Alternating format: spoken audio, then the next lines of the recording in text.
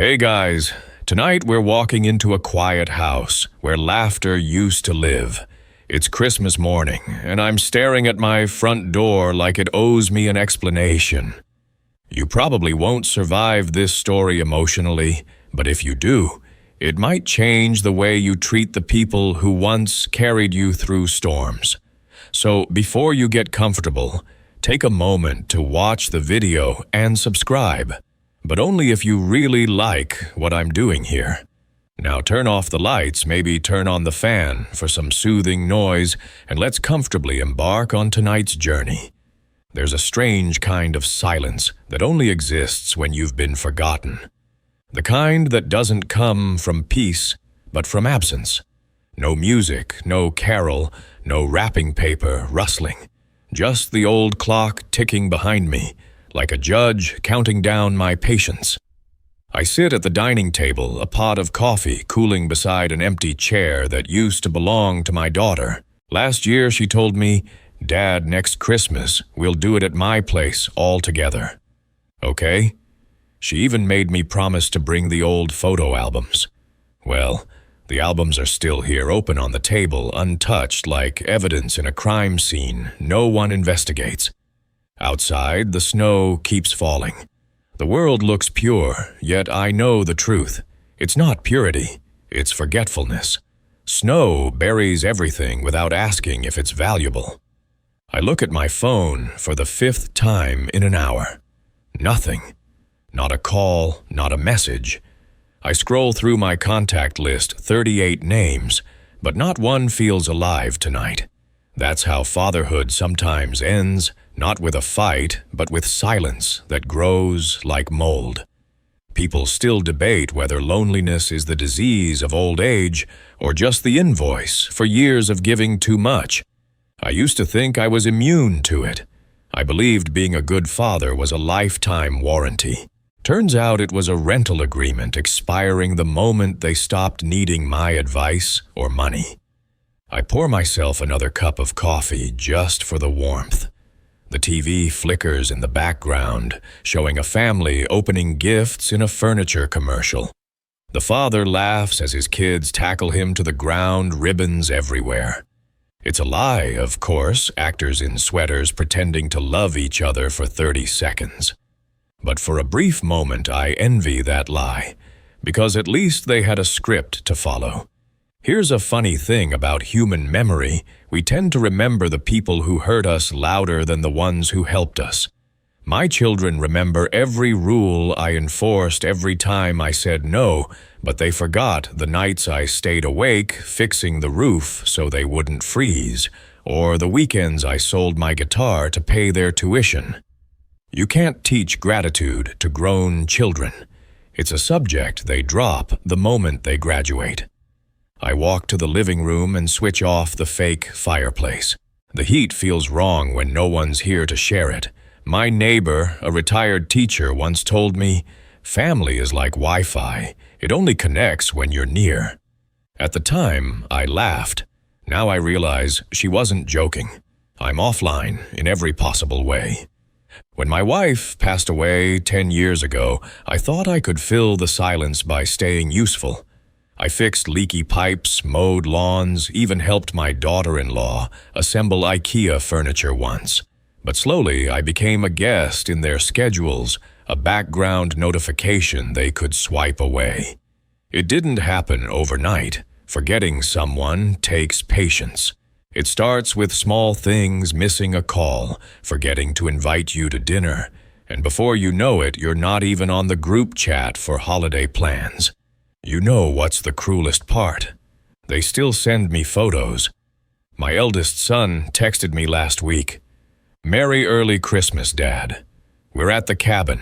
There was a photo of my grandkids building a snowman wearing the same scarf I gave my son 20 years ago.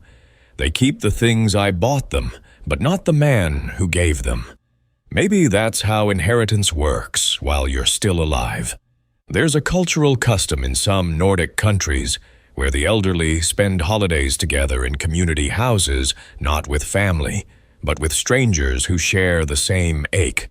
They exchange small gifts, tell stories, and laugh about the absurdity of being forgotten.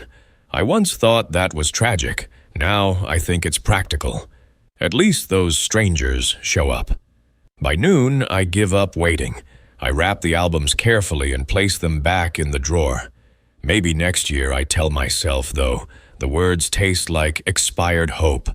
The phone buzzes. It's a marketing text from the phone company wishing me happy holidays. I actually whisper thank you before realizing how pathetic that sounds. Joke number one of the night, folks. When your telecom provider remembers you better than your kids, maybe it's time to change families. I decide to take a walk. The cold air stings my face, but it's honest. I pass by houses glowing with laughter and roasting scents. Through one window, a little girl hugs her grandfather so tight it almost hurts to watch. He looks like he's glowing. I wonder if my grandkids even remember what my hug feels like. There's an old saying in Japan, a father is like a shadow. You only notice him when he disappears. Maybe that's what I've become. A shadow stretching across their lives, easy to step over, easier to ignore. I keep walking until I reach the park bench, where I used to feed pigeons with my wife. Snow covers the seat, but I brush it off anyway, sit down and laugh quietly to myself. The world moves fast, but grief walks. That night, when I return home, I find a card slipped under my door, probably from the mailman. It's from the neighborhood association inviting me to a senior holiday potluck. I chuckle. The irony when your own blood forgets you, strangers still think of feeding you. I leave the card on the table and whisper to the empty chairs. Looks like it's just us this year. Before I sleep, I glance once more at the silent phone and murmur a truth. Too many old fathers know sometimes. Love is loudest when it's gone. The morning after Christmas feels heavier than Christmas itself. It's like the emotional hangover of being invisible. The lights outside still flicker lazily. The neighborhood smells faintly of pine and burnt sugar, and the garbage bins are overflowing with wrapping paper. Everyone is throwing away the evidence of love. I sit at the kitchen table again, half watching the sun crawl over the fence. The quiet is so clean it feels disinfected. That's the funny thing about being forgotten. It doesn't rot, it sterilizes. Everything looks in order, but nothing's alive. I make breakfast out of habit, not hunger. Toast one egg and the same coffee I've been drinking since my wife was alive. She used to say, coffee tastes better when someone else pours it. She was right. Mine tastes like bitterness rehearsing for another day. You know, there's a universal pattern in families. Children grow up and parents shrink. It's not biology, it's emotional geometry. They expand, explore, and evolve while you condense into something smaller. A call log, a voicemail, a polite reminder of their origins. I used to think that was natural, like gravity. But gravity only pulls you down. It doesn't erase you. My children, however, managed to orbit away entirely. I remember when my eldest, Daniel, used to call me every Sunday. He'd tell me about his work, his kids, how life in the city was too loud. We'd laugh about it, and he'd always end with, "Love you, Dad." Over the years, that turned into, "All right, talk soon." And then just take care. Politeness slowly replaced love like a polite burglar stealing jewelry. I didn't even notice the theft until the drawers were empty. People still debate whether modern independence is a blessing or just a new form of emotional abandonment dressed up in productivity. Whatever it is, it doesn't leave much room for old fathers. When my wife was still around, she anchored the family. She knew everyone's birthdays, sent reminders, made sure the grandkids came to visit. After she passed, I became what every widower fears most, the afterthought. I thought I could fix it.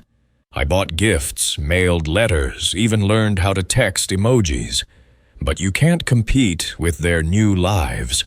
Love, I learned, doesn't vanish. It gets redistributed to newer people with better Wi-Fi. A few months ago, I visited Daniel unannounced. I wanted to surprise them with my famous lemon pie. My grandson opened the door and looked at me like a delivery man. "Dad's busy," he said. "We're just about to head out. No hug, no Merry Christmas, just that awkward shuffle of a child trying to protect a schedule." I left the pie on the porch, told him to put it in the fridge. 2 hours later, Daniel texted, "Thanks for stopping by, Dad, but please call first next time." I never baked that pie again. There's an odd fact about family psychology. Parents tend to idealize their children long after reality retires. We project our own innocence onto them the same way we remember old houses as larger than they were. Maybe that's what I did. I kept telling myself they were just busy, not careless. But one day I realized busyness is just the adult version of "I don't care enough." Still, I can't blame them entirely. The world trains people to move on quickly. Careers, mortgages, deadlines. It's a factory of forgetting. I used to work 12-hour shifts myself, thinking I was building security for my family. Ironically, that same work made me a stranger to them. They saw the roof, the food, the Christmas gifts, but not the man sweating behind it all. Love without visibility turns into background noise. Here's something people rarely admit. Parents don't just love their children, they depend on them for meaning. Once the kids grow up and leave, the why behind every sacrifice evaporates. You become a ghost haunting your own history. I find old receipts in drawers, bicycles, school uniforms, family trips, and I can't remember who enjoyed them most, me or them. Maybe that's why I still keep their childhood rooms intact, as if nostalgia were a form of CPR. Last week I found my youngest daughter's diary from when she was 13. She wrote, "Dad is always tired but happy when we smile." I closed it quickly, afraid of turning the next page and realizing she doesn't think that anymore. People change, yes, but love should at least fade gracefully, not be replaced with logistics.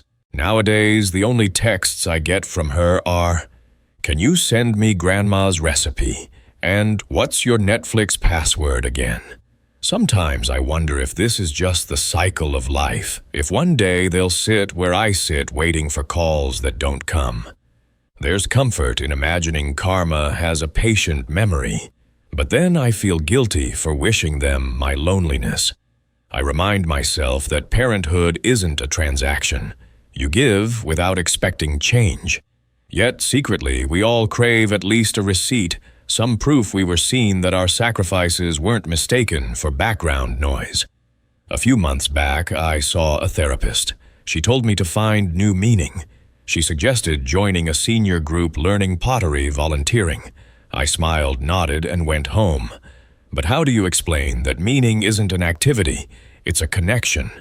You can mold all the clay you want, it won't call you dad. Joke number 2 for tonight: therapy might help you heal, but it can't help you get invited to Christmas dinner. One evening I saw my reflection in the window while the street lights flickered outside. For a second I thought I saw my father's face instead of mine, tired, kind, and slightly disappointed. He died when I was 22. I didn't call him much back then either. Maybe this is the echo of that silence coming back full circle. The universe doesn't punish. It repeats lessons until you learn. Maybe forgetting your father is just humanity's favorite tradition. People still debate whether love should be unconditional or earned through presence. I think the truth lies somewhere tragic in between. Love starts unconditional, but time invoices it. The debt grows, and when no one pays, it collapses. That's when love becomes memory, and memory by itself is too light to hold a family together. Before going to bed that night, I scrolled through social media. Daniel had posted a picture with his kids, family first. I stared at it for a long time, wondering if I still qualified as family. I didn't comment. I just whispered to myself, "That's a nice photo," and logged off. That's when the idea began, not of revenge, but of liberation. If I meant nothing in their world of noise, maybe I could find peace by removing myself from their inheritance, their expectations, their convenience. After all, the opposite of love isn't hate, it's indifference. And I'd had enough of being politely ignored.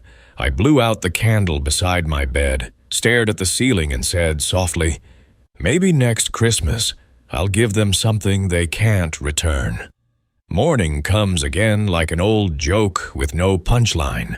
The same coffee, the same silence, the same mailbox full of catalogs instead of letters. People talk about empty nest syndrome, like it's a weekend illness, something you cure with a new hobby or a pet. But it's not the house that's empty. It's your meaning that's gone missing. When my children left home, I thought I was prepared. I smiled at the moving trucks, waved at the cars pulling away. I told myself, this is how life works. But no one tells you that after they leave, they don't just take their clothes and laughter. They take the version of you that existed only when they needed you. What's left is someone you don't fully recognize.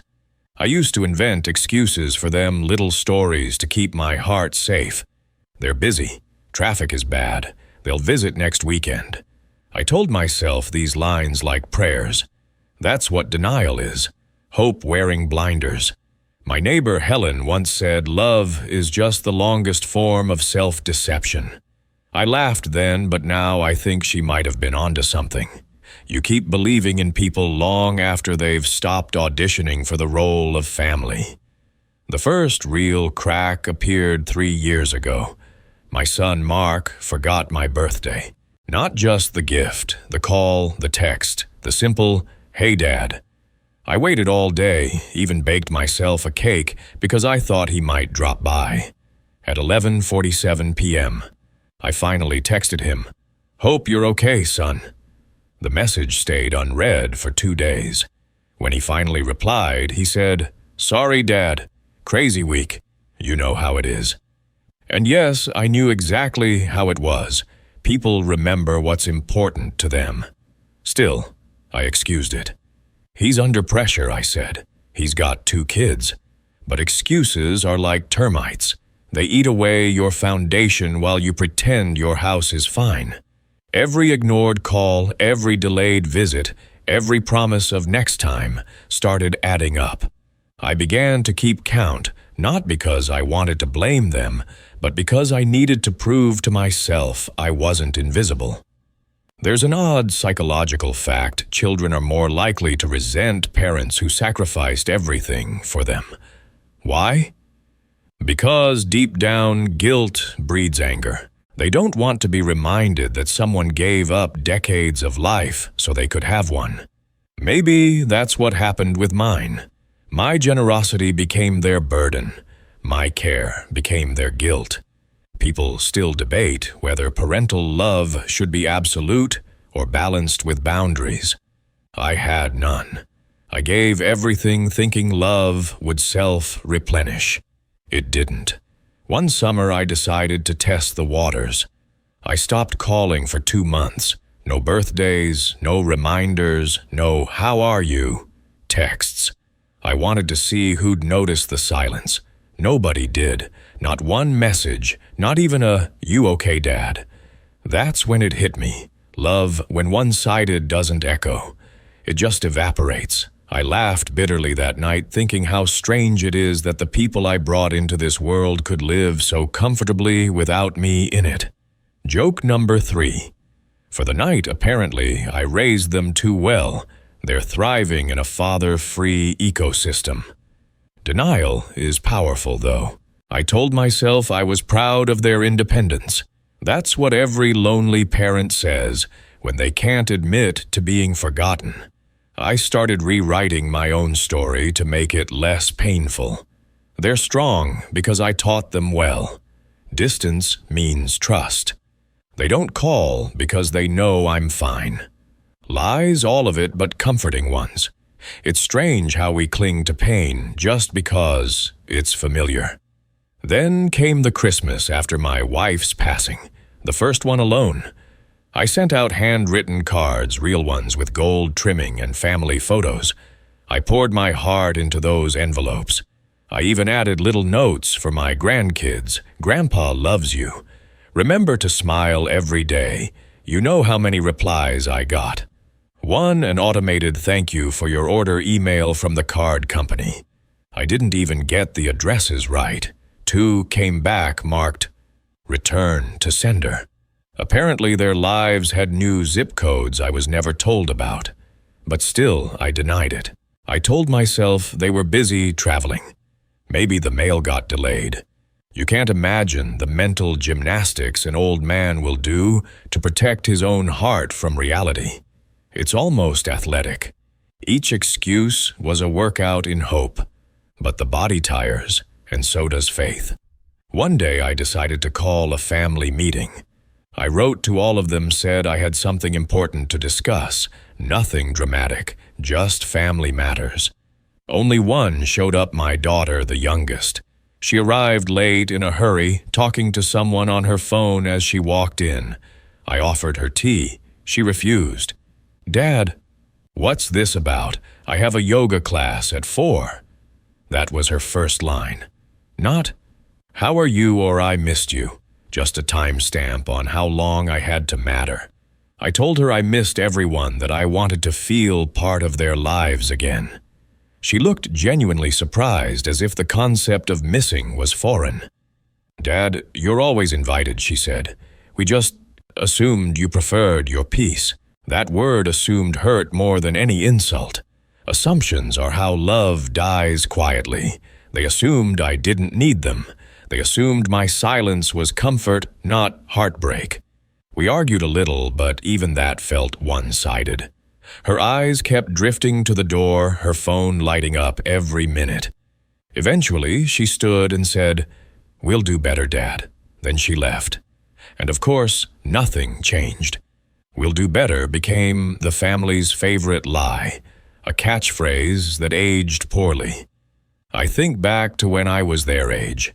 My father once told me, "Son, when you stop asking about your parents' day, they start counting their own." I never understood that line until now. I'm counting every day, waiting for one of them to call, not out of obligation, but out of love. Sometimes late at night, I replay all our old voicemails just to hear their voices, the ones where they used to say, "Love you, Dad," before hanging up. I keep them saved on a USB drive like relics. It's funny people record their kids' first words. I keep their last, "I love you." That's my archive of warmth, but denial has a deadline. It expires when you realize the people you raised no longer see you as part of their story. They see you as the preface, a kind introduction they've already outgrown. That realization didn't make me angry. It made me quiet. A different kind of silence this time, not waiting silence, but planning silence. I began thinking about meaning again, about legacy, not inheritance. If they didn't need my love, maybe someone else could use it. Somewhere it might still grow instead of being ignored. I didn't know it yet, but that thought would eventually take me to a stranger in a cafe, the man who handed me a business card and unknowingly changed my ending. But that, my friends, is another part of this story.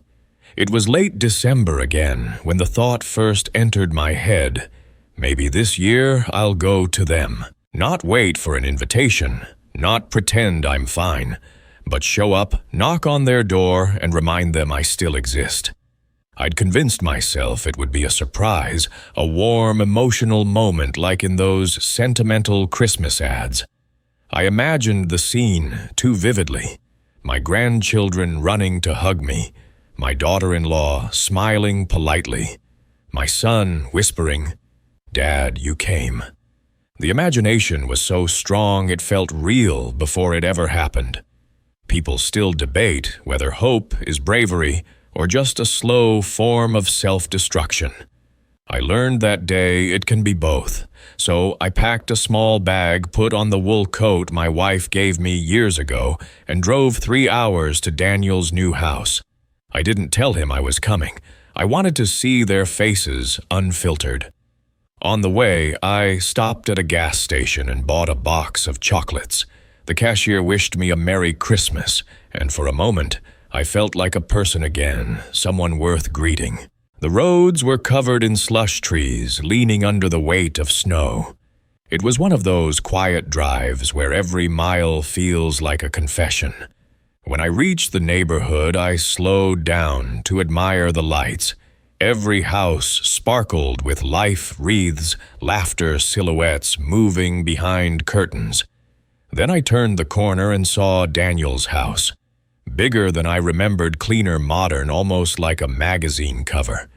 The driveway was full of cars. For a brief second I smiled. Maybe the whole family was there. I parked across the street, grabbed the box of chocolates, and walked up the icy path. Through the frosted window, I could see shapes moving, kids' music, a woman holding a tray. The sound of laughter leaked through the glass. I felt my heart rise, old and foolish, beating with hope that still hadn't learned its lesson. I was just about to knock when something stopped me. A voice, deep and unfamiliar, said, "Come on, Grandpa, we're opening gifts." I froze. Grandpa? I blinked, thinking maybe I'd misheard. But then I saw him, a tall man in his 60s, gray-haired, wearing a red sweater, sitting where I once sat at that same table years ago. My grandchildren ran to him, hugging him, shouting with joy. My daughter-in-law laughed, calling him Dad. My son placed a hand on the man's shoulder and smiled. That's when my fingers went numb, not from the cold, but from something colder realization. I stood there for several minutes, invisible, like a ghost haunting his own family. My breath fogged up the glass, and I quickly stepped back, afraid someone might see me. I could have knocked. I could have walked in and said, "I'm here," but I didn't. I couldn't, because deep down I understood whatever role I once played in that house, someone else had taken it. Maybe it was her father, maybe a stepfather, maybe just a convenient substitute. But in that moment I realized I'd been replaced not by hatred, but by indifference. And that hurts more. I went back to my car, sat in silence for a long time, and stared at the dashboard lights. The chocolates melted slightly on the seat beside me.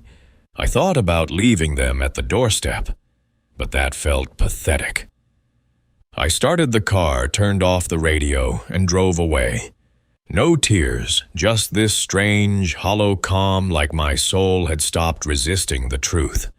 Halfway home, I stopped at a roadside diner, the kind that smells like coffee and burnt toast. I sat at the counter, ordered soup, and tried to warm my hands. The waitress, a young woman with tired eyes, asked if I was traveling alone.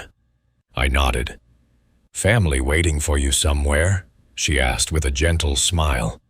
I almost laughed. "No," I said quietly. "They're already celebrating." She nodded. Not pressing further, maybe, because she saw something familiar in my eyes. People who serve lonely travelers during the holidays, they know this look. It's the look of someone who used to belong somewhere. There was an old man sitting 2 stools away, eating pie and reading the newspaper. He glanced at me and said, "Don't look so sad, friend. Families are complicated. Mine only calls when they need money." I smiled at that.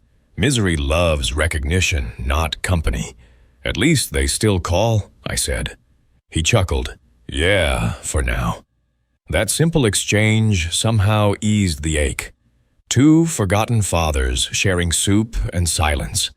It felt sacred in its own small way. On the drive back, I started thinking about that house again, about how easily families replace rituals, faces, even emotions.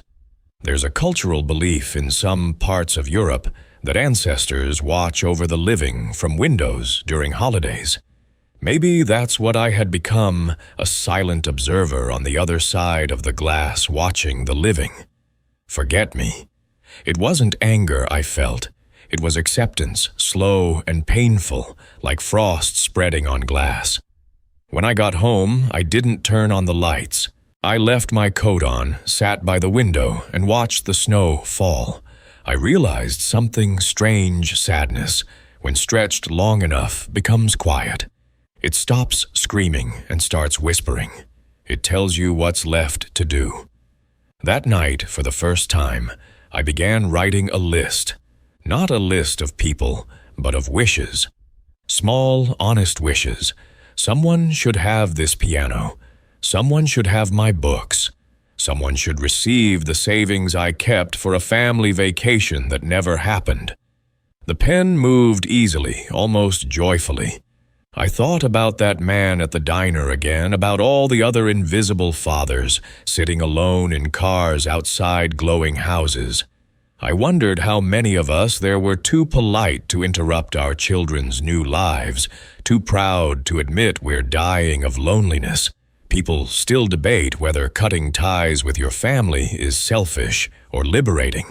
Maybe it's neither. Maybe it's just survival. When the list was done, I folded it neatly and placed it on the nightstand. My coffee mug sat beside it half empty. I whispered, "Next year I'll do something different." I didn't know yet what that meant, but it felt like a promise not to them, but to myself. As I drifted to sleep, I remembered one small detail from that window scene. My granddaughter laughing, wearing the scarf I knitted her when she was 6. I smiled faintly in the dark. Maybe love doesn't die. It just changes owners. The new year arrived quietly, like a polite stranger knocking before entering. I didn't make resolutions this time. What was there to improve when the world had already moved on without me? The days became identical. Coffee. Silence, a short walk, then the long companionship of my own thoughts. I kept thinking about that night outside Daniel's window. Not the pain, but the clarity. Seeing that other man in my place was like watching a version of myself that had retired early. Same smile, different name. I realized something uncomfortable. I had been mourning a family that no longer existed. The one in my memory had expired years ago, replaced by polite texts and shared photos of strangers.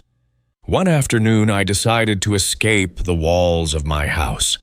I went to a small cafe downtown, one of those places with chipped cups and classical music playing just loud enough to fill the silence. It was raining lightly outside, and the windows fogged up in soft patterns. I sat near the counter pretending to read a newspaper I didn't care about. Across from me sat a man in his 70s, well-dressed, but casual, with a brown leather briefcase beside him. He was flipping through some papers, murmuring to himself. He caught me glancing his way and smiled. "You look like someone who's thinking too much," he said. I chuckled. "Is it that obvious?" "It always is," he replied. "I've seen that look 1,000 times. Comes from people who gave everything and got silence in return." That startled me. "You must be a psychic," I said. "Close," he said, taking a sip of coffee. "I'm a lawyer." We talked for almost an hour. His name was Richard. He specialized in estate, law handling, wills, trusts, and as he put it, family regrets on paper. He had this calm, grounded way of speaking, like a man who's seen too much and learned not to flinch. At one point, he said, "I always tell my clients what you do with your assets says more about who you are than your obituary ever will." That line stayed with me. I told him half-jokingly that my obituary would probably be 1 sentence long. A decent man occasionally remembered. He smiled kindly, then asked if I had children. I told him yes, 3 though. Children felt like an outdated term now. I described the distance, the quiet rejection, the Christmas that never was. He listened without judgment, nodding occasionally the way only someone familiar with loss can. When I finished, he placed a business card on the table. "If you ever want to make sure your story ends on your terms," he said, "call me." I looked at the card. Richard Harris family and estate law. His handwriting was neat, his voice steady. "Most people think wills are about money," he continued. "They're not. They're about clarity, about saying the things no one would listen to when you were alive." We sat in silence for a while. I stirred my coffee, even though it was already cold. "Do you ever get tired," I asked, "of seeing families fall apart over what's left behind?" He shrugged. "Every day. But sometimes it's not about greed. Sometimes people just need one last act of control in a world that stopped asking for their opinion." I laughed softly. "So you help them write their revenge?" He smiled faintly. "No, their closure." That word closure hit differently. I hadn't realized until that moment that I'd been craving exactly that, not reconciliation, not revenge, just an ending I could live with. We shook hands before parting. He said, "Take your time, but don't wait too long. Time makes all decisions for those who don't." Back home, I put his card on the refrigerator with a magnet shaped like a heart my granddaughter made years ago. It felt poetic, almost symbolic, a lawyer's number pinned under a relic of love. For days I ignored it, convincing myself it was just an interesting encounter. But each time I walked past that fridge, my eyes found the card again. It became a small dare, a whisper. Do something while you still can. That week I had a dream. I was sitting in a courtroom, not as a defendant, not as a witness, but as a ghost. My children were there, arguing about something I couldn't hear. Papers flew around, voices blurred, and suddenly Richard appeared holding my will. He didn't speak. He just nodded at me as if to say, "You're free now." I woke up sweating, heart racing, the kind of dream that feels like prophecy disguised as paperwork. The next morning I called him. "I think I'm ready," I said. His voice didn't sound surprised. "Good," he said. "Let's talk about what matters most to you." At his office, the air smelled like polished wood and quiet decisions. Shelves lined with thick law books, photographs of people shaking hands, probably clients. He offered me tea, and we sat across a desk filled with neat piles of documents. So he began, "Tell me about your family." I told him everything, names, ages, memories, the drift, the betrayal, even the scene at Daniel's window. He didn't interrupt. When I finished, he simply said, "You've spent your life giving. Maybe now it's time to give differently." "What do you mean? Give where it counts," he said. "To those who remember you without needing a reason." That sentence lingered in the air like incense. I knew exactly what he meant. The people who'd remember me weren't blood relatives. They were the few who still saw me. The woman at the cafe, the waitress who smiled without pity, the neighbor who always waved the children's charity I once donated to quietly every December. Maybe my legacy didn't have to sit around a table pretending to love me once a year. Maybe it could live in strangers' gratitude. Richard slid a blank form toward me. "We can start simple," he said. "You can always change your mind later." But I didn't want to change my mind.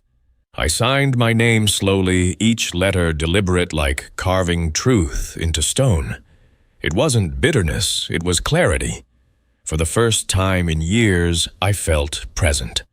As I left his office, he called after me. "You know, when they find out, they'll be angry." I smiled back. "Good," I said. "At least they'll feel something." Outside, the rain had stopped. The city looked new, washed clean. I walked to my car and sat there, letting the silence wrap around me. I thought about the years I'd spent waiting for a call that never came, and suddenly the idea of giving everything away didn't feel like loss, it felt like peace. People still debate whether forgiveness is about setting others free or setting yourself free. I think it's both. But that day I discovered there's a third kind of freedom, the kind that comes when you stop waiting to be remembered. When I got home, I moved Richard's card from the fridge to my wallet. It didn't feel like a threat or a goodbye anymore. It felt like a key. You'd be surprised how calm it feels to erase your own name from the family ledger. Most people imagine bitterness tears drama, but in reality, it's almost peaceful, like wiping fog from a mirror and seeing yourself clearly for the first time in years. The day I finalized my will, the sky was perfectly still, not a single bird outside, not even a breeze. I remember thinking how strange it was that nature sometimes pauses when you make a life-changing decision, as if listening. I sat across from Richard in his quiet office again, signing paper after paper. Each page felt lighter than the last, like I was shedding old versions of myself.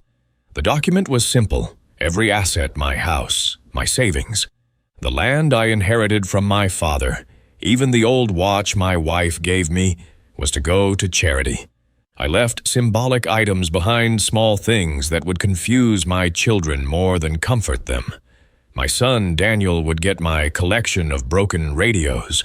My daughter would inherit the empty jewelry box her mother once used. And Mark, my youngest, would receive my old typewriter with no ribbon.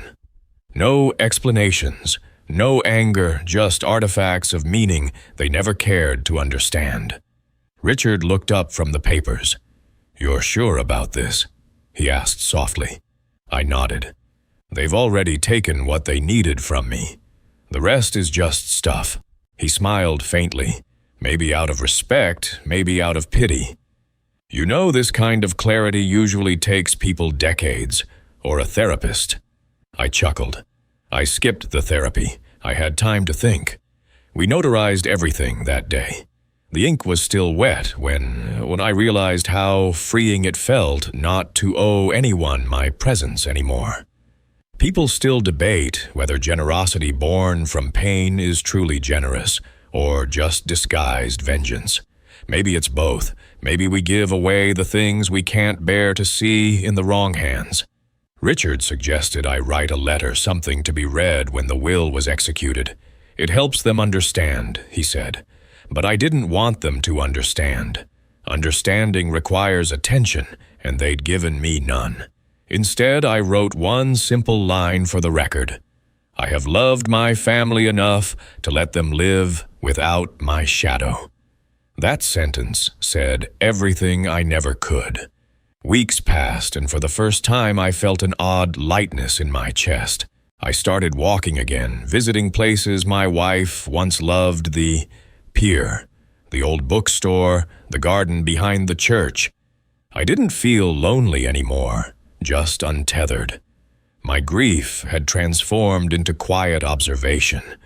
I began noticing small things: the rhythm of rain on the mailbox, the kindness of strangers holding doors open the way the barista at the cafe always drew a heart in the foam of my latte.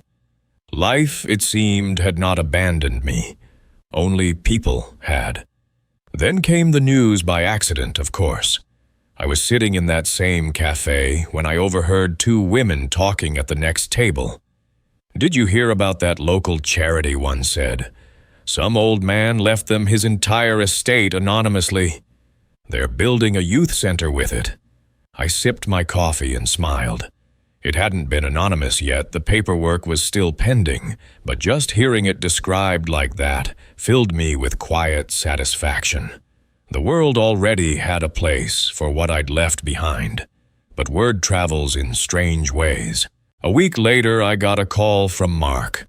My phone buzzed at 10:03 p.m., a time no one had ever called me before. I hesitated before answering.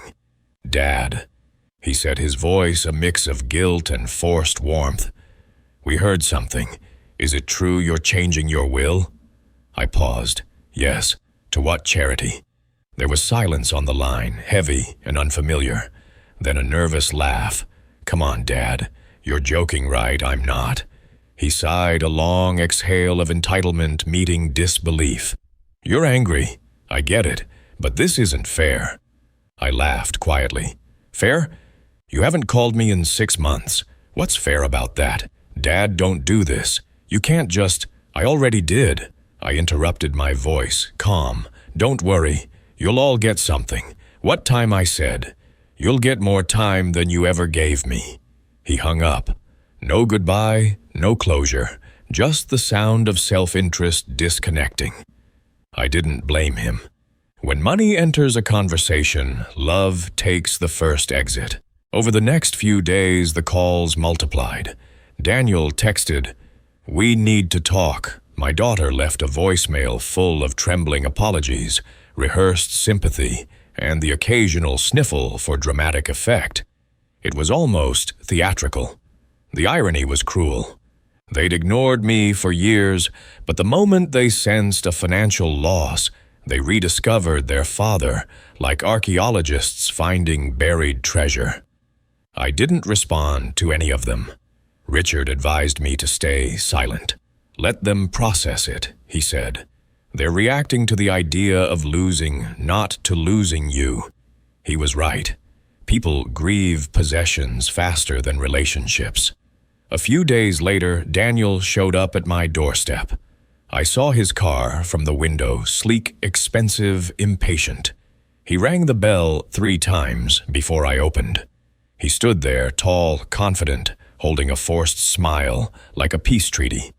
"Dad," he said, "can we talk?" I nodded and let him in. He looked around as if seeing the house for the first time. "You've redecorated," he said awkwardly. I hadn't. He just hadn't paid attention before. We sat at the kitchen table. "Dad, listen," he began.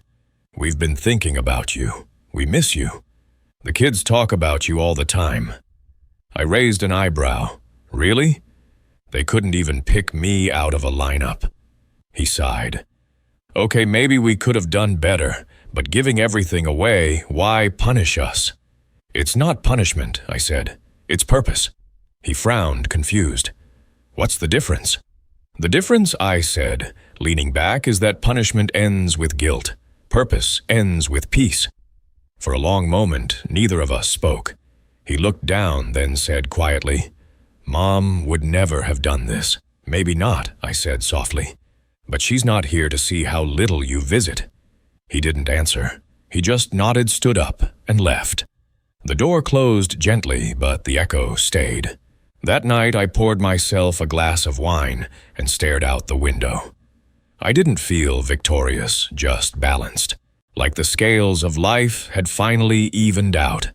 I knew they'd never understand, maybe not even forgive me. But forgiveness isn't the same as freedom. I had one. They didn't. People still debate whether cutting your family from a will is cruel or courageous. I think it depends on what you're cutting, the money or the illusion. I had severed both, and it felt good. When I went to bed, I left the signed will on my desk, sealed in a folder marked to be delivered upon my death. For the first time in years, I slept soundly. No ghosts, no guilt, no waiting for a phone that never rang. Just the quiet certainty that for once I had the last word. Christmas Eve arrived again, but this time the silence didn't sting. It was deliberate, a peace I'd chosen, not a punishment I'd endured. The house was dimly lit, just enough to make the ornaments glimmer faintly on the small artificial tree I'd put up.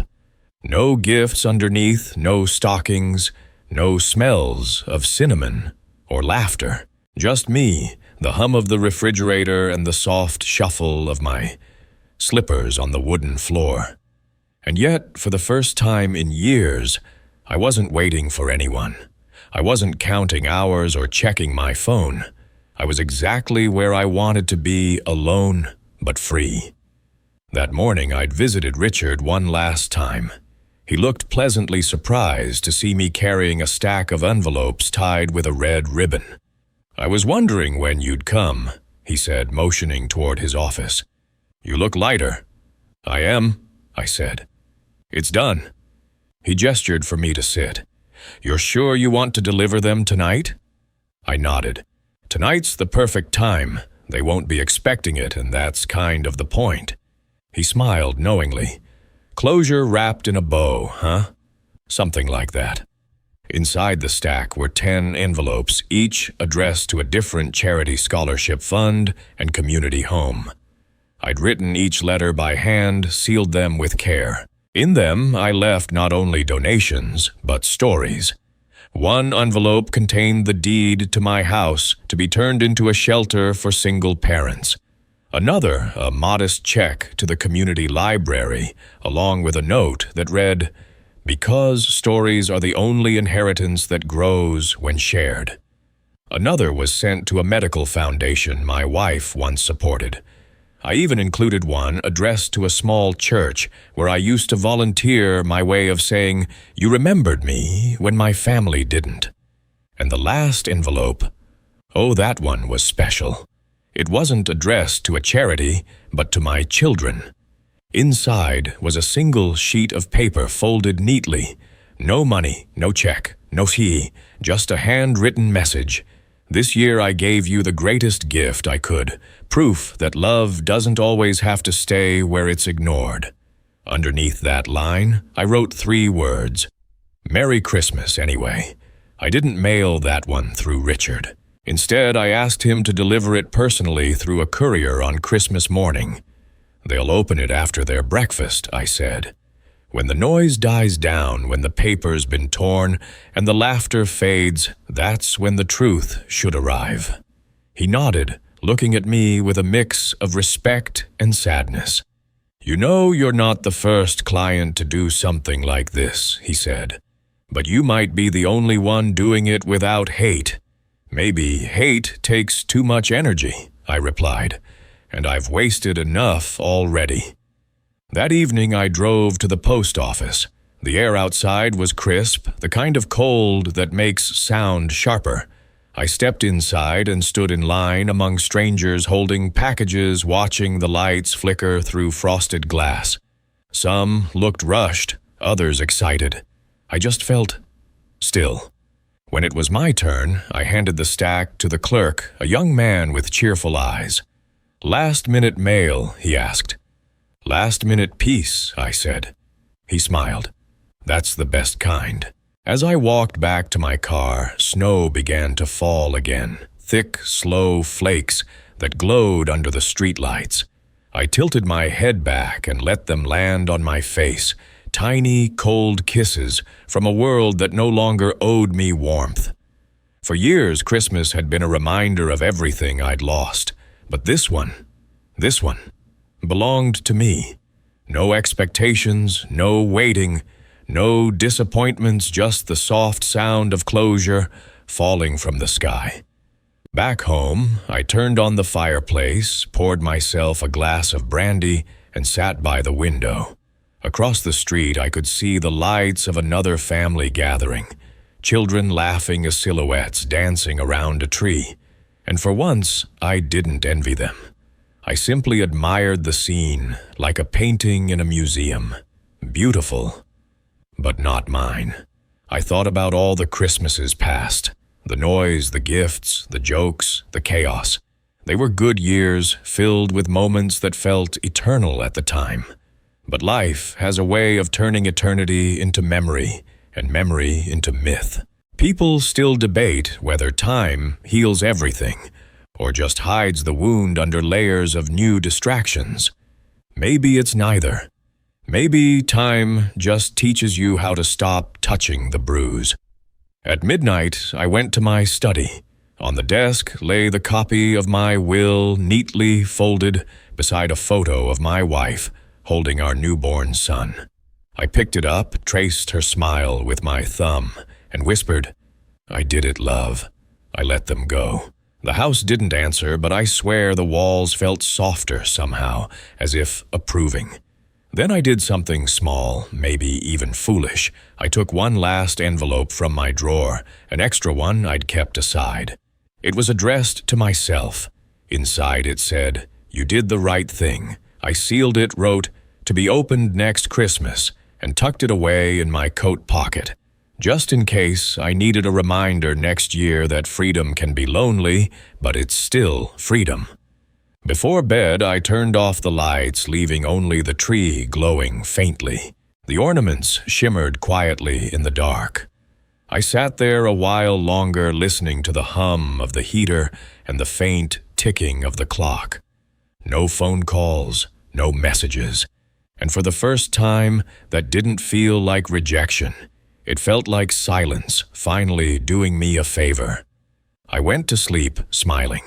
Tomorrow I thought they'd open their gifts, they'd laugh, they'd maybe even remember me. But I wouldn't be part of the noise anymore. My gift had already left in 10 envelopes, and none of them could be returned.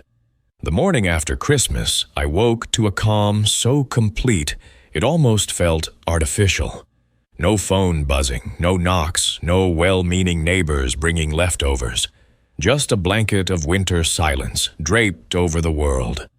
I made coffee and stood by the window, watching my breath fog up the glass. For years I'd started this day with a hangover of disappointment, checking my phone, wondering if they'd remembered me, justifying their silence. But not this time. This time I'd left the stage before the applause that never came. The play was over. By mid-morning, though, the peace began to fracture. It started with a single buzz on my phone. Then another. Then a third, fourth, fifth. I stared at the screen, missed calls, voice messages, texts. All from my children, Daniel, Mark, Claire. Their names stacked like ghosts demanding entry. I didn't answer. I just let the phone vibrate on the table, spinning slightly like a restless coin. It was almost funny, months of silence, and now they couldn't stop calling. The irony was so loud I laughed out loud, startling myself. The first voicemail came from Daniel. His tone was uneven, a mixture of disbelief and irritation.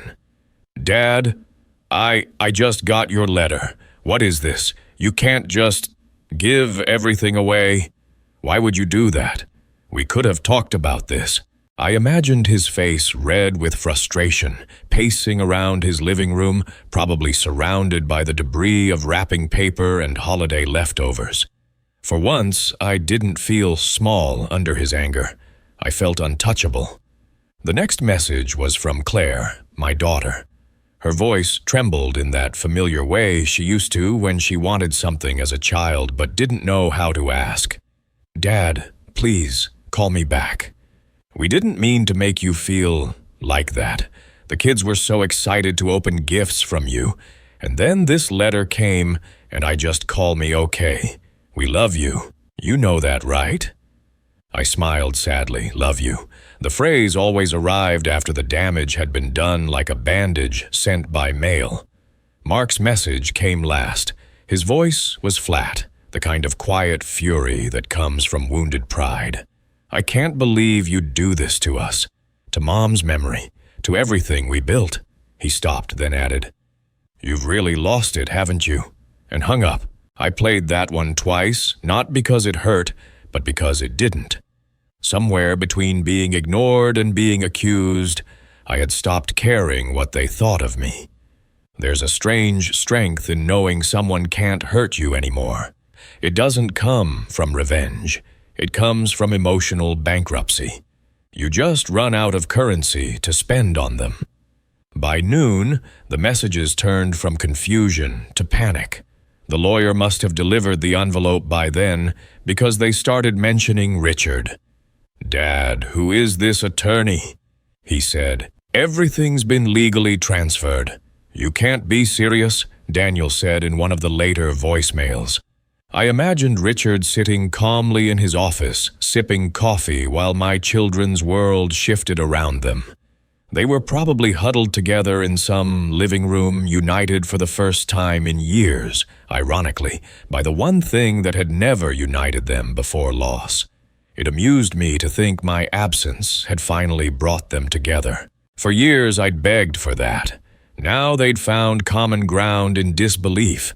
Maybe that's what families need sometimes, not love, but shock therapy. I didn't reply, not even once. Instead, I spent the day cooking myself a small dinner, something simple but comforting. Baked potatoes, roasted chicken, and a glass of red wine. It wasn't celebration. It was acknowledgement. Every bite tasted like closure. As I ate, I played an old jazz record my wife used to love. The crackle between tracks felt like her laughter slipping through time. I raised my glass to her photo on the wall. "We did it," I said softly. They finally remembered I exist. Later that evening, as snow began to fall again, there was a knock on the door. I froze for a second, half expecting it to be the wind. But no, it came again, louder this time. I walked slowly to the entrance, my heart steady, not racing. When I opened it, I saw Claire standing there, wrapped in a long beige coat, her face flushed from the cold. She held something in her hand, one of the envelopes slightly crumpled. "Dad," she said, voice trembling. "What have you done?" I stepped aside silently, letting her in. She looked around the house as if seeing it for the first time.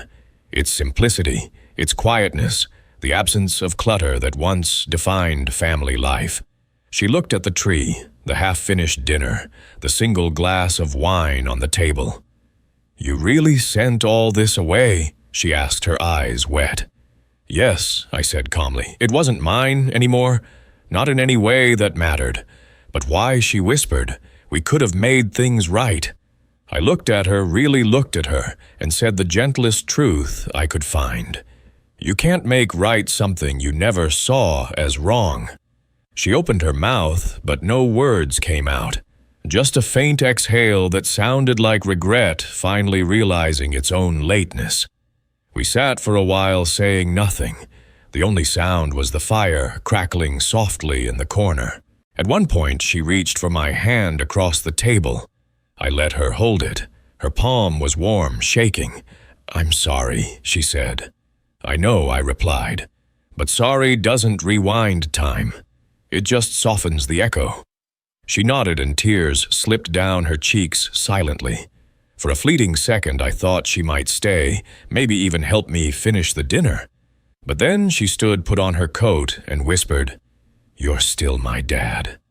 I smiled faintly, "And you'll always be my daughter. But love isn't ownership.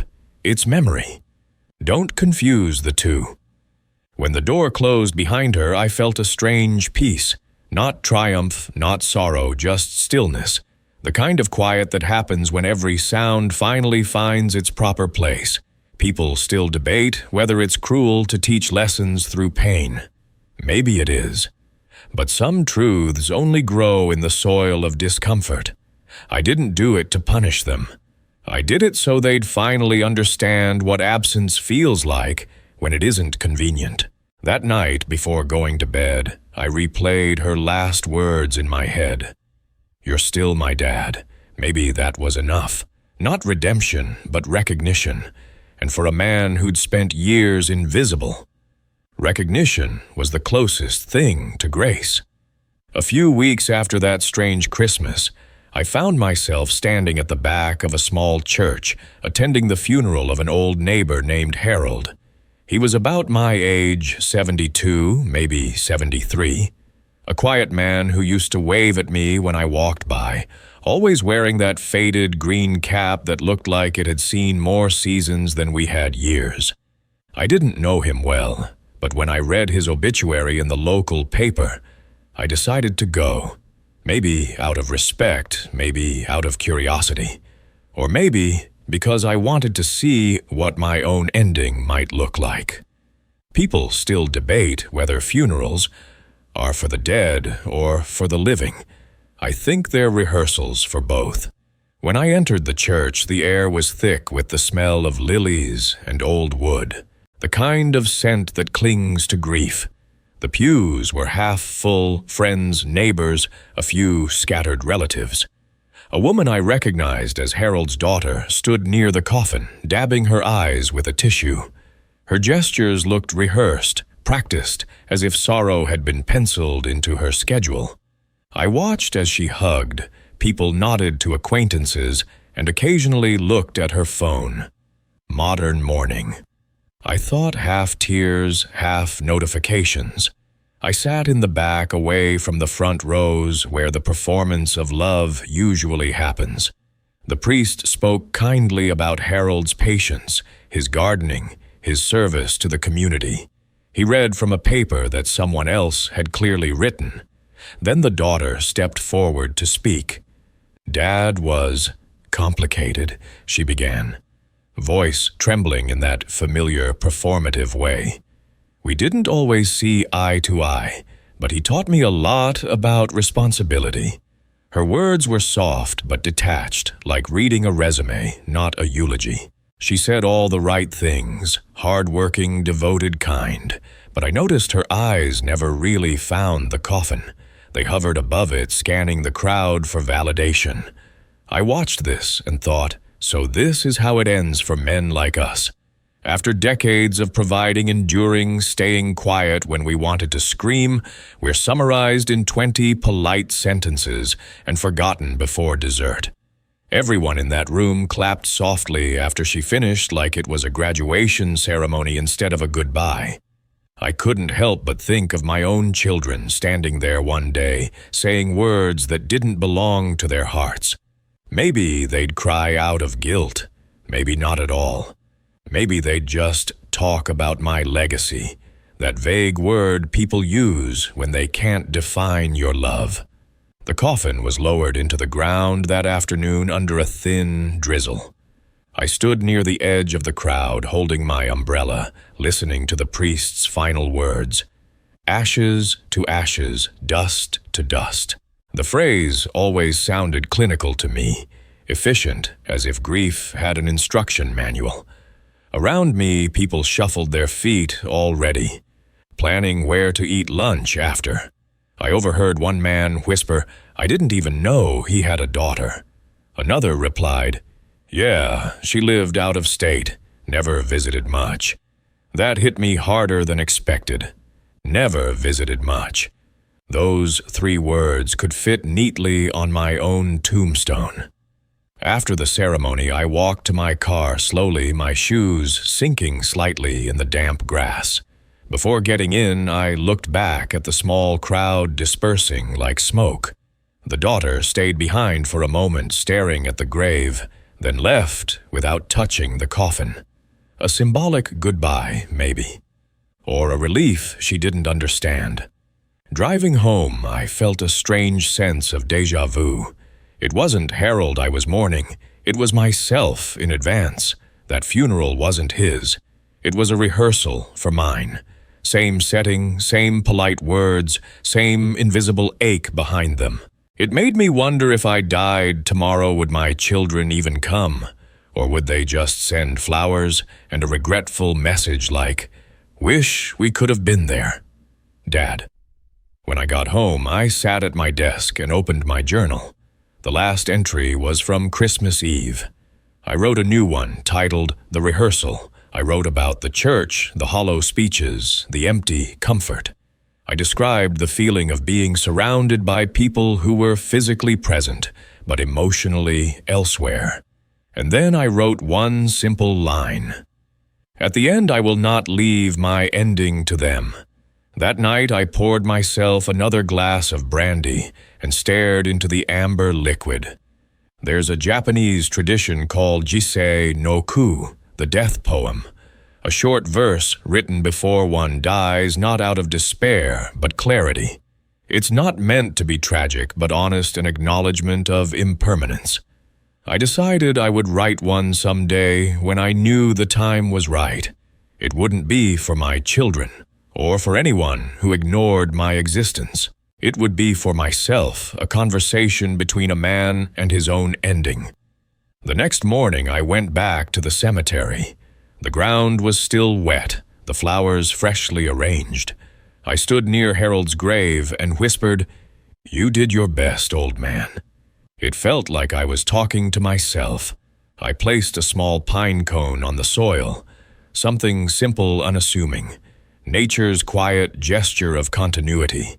Then I turned and walked away without looking back. As I reached the gate, I saw a small boy holding his grandmother's hand, walking toward another section of the cemetery. He was humming softly, skipping between puddles. It was such a small, innocent thing, but it reminded me that life keeps moving, careless, oblivious, unstoppable. You can spend your years begging people to remember you, or you can make peace with being forgotten. The boy laughed, and for the first time, I laughed too. People still debate whether acceptance is strength or surrender. Maybe it's both. That day, it felt like neither. It was just truth. I didn't feel defeated or heroic. I simply understood. One day, there'd be flowers on my grave too. Maybe store-bought, maybe none at all. But at least I'd know, wherever I ended up, that I'd chosen my peace before anyone else could distort it. When I drove home that afternoon, I played no music. The silence was enough. I looked at my reflection in the car mirror, gray and calm, and said softly, "That was a good rehearsal." And for the first time, I wasn't afraid of the real thing. The next December arrived quietly, without announcements, without expectations. I didn't mark the days on the calendar anymore. They all felt interchangeable. Sunrise, coffee, a slow walk through the frost. But this winter was different. It wasn't loneliness that followed me around anymore. It was resolve. The kind of peace that comes after every storm has already passed, and there's nothing left to lose. My will was complete. My letters delivered, my choices made. There was nothing more to fix, nothing left to explain.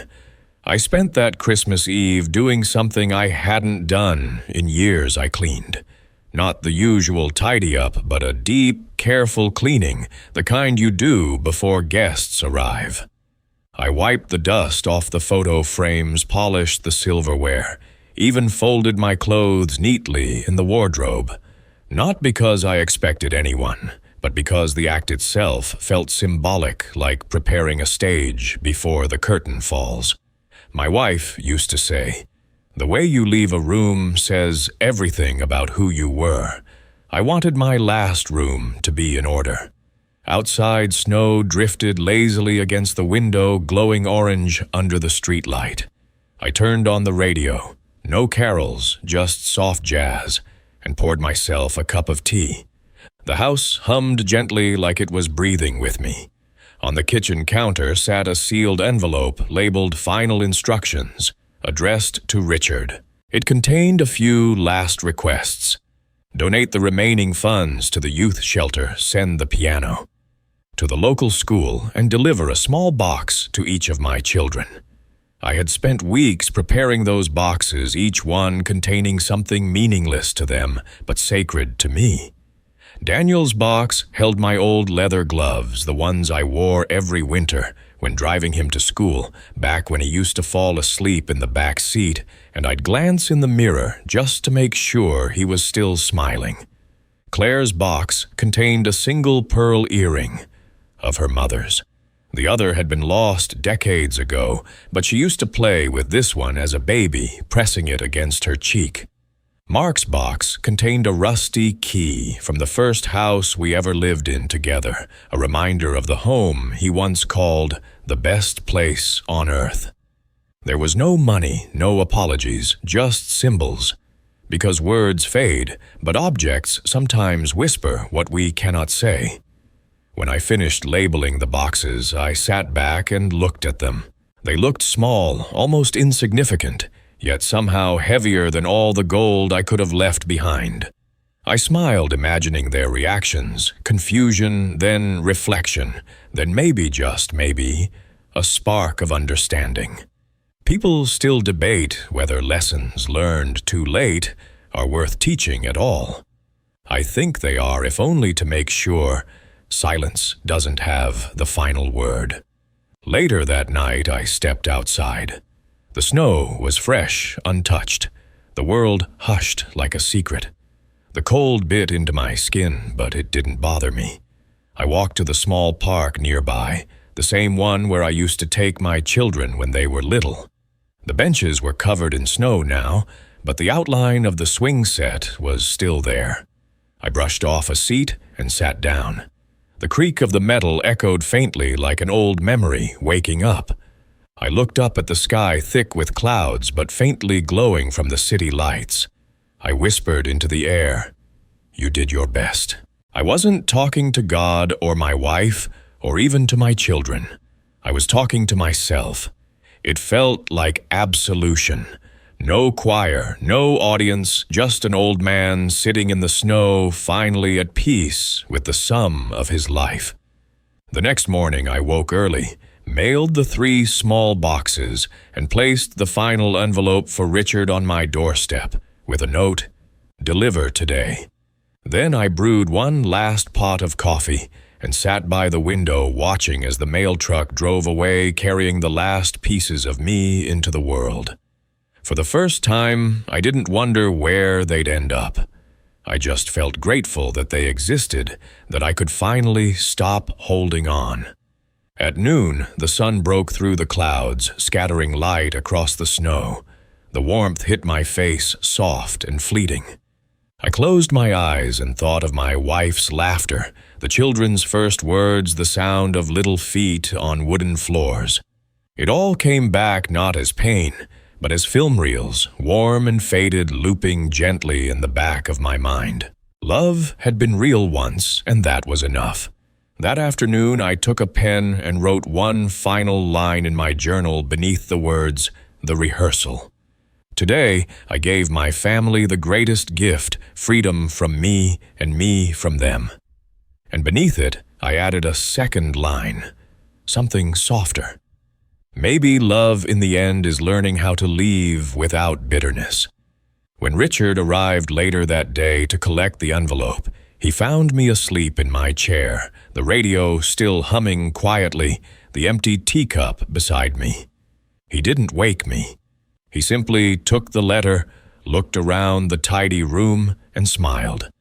By evening, my children would each receive their box. They'd open them with confusion, maybe anger, maybe tears. And after all that noise, when the world went quiet again, I hoped they'd feel what I felt that morning, a strange, steady peace. People still debate whether it's better to forgive or to forget. I think forgiveness is for the living, but forgetting is for the dead. And as the light faded from my small, silent home, I realized I was finally both. The story you just heard isn't just about loss, it's about reclamation. A life spent waiting for love, finally choosing itself over absence. Sometimes we think family is the place we're born into, but more often it's the peace we fight for at the end. The man in this story didn't stop being a father, he just stopped begging to be seen. And maybe that's the most radical kind of love, the one that frees everyone involved. If you've ever felt forgotten, invisible, or quietly replaced, maybe you understand this story a little too well. Maybe you've stared at a phone that never rang, or wrapped gifts for people who wouldn't remember to thank you. But here's the truth. Your worth isn't measured by who remembers you. It's measured by who you choose to be when they don't. So tonight, before you go to bed, think of the people you still love, even if they've gone silent. Send them kindness in your thoughts, not for them, but for your own peace. And if you've been the one who forgot, maybe tomorrow's your chance to call. It's never too late until the letter arrives that says otherwise. To all of you who've stayed until the end, thank you for listening. If this story found you at the right time, maybe it was meant to. Don't forget to like, share, or leave a comment if this resonated with your heart. Now, turn off the lights, let the quiet settle in your room, and remember, love doesn't disappear, it just changes where it lives. Good night, my friends. Sleep gently.